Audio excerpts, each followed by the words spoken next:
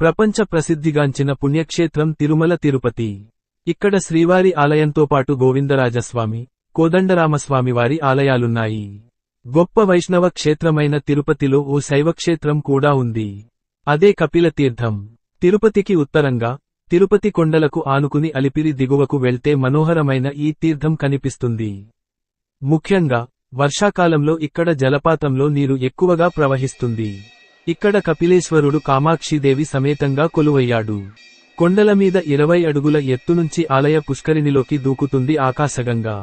ఈ పుష్కరిణినే కపిలతీర్థం అంటారు. ఈ తీర్థాన్ని శైవులు కపిలతీర్థమని, వైష్ణవులు ఆల్వార్ తీర్థమని పిలుస్తారు. వైష్ణవులు కోనేటి చుట్టూ 4 మూలల్లోనూ 4 సుదర్శన రాతిశిలలను స్థాపించారట. రాతిమెట్లు, సంధ్యావందన దీపాలను ఏర్పాటు చేశారు. అందుకే అప్పట్నుంచి దీన్ని చక్రతీర్థమని పిలిచేవారు వైష్ణవులు.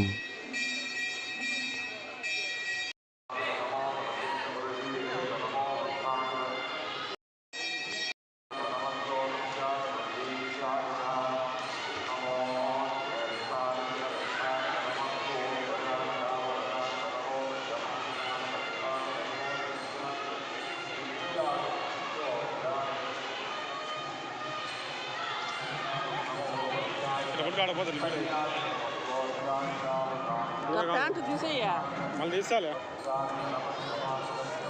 తీయండి ఏం చేస్తాను మళ్ళీ ఇప్పుడు తీసేదే తల్లి నీ ఇచ్చిన నా బుద్ధితో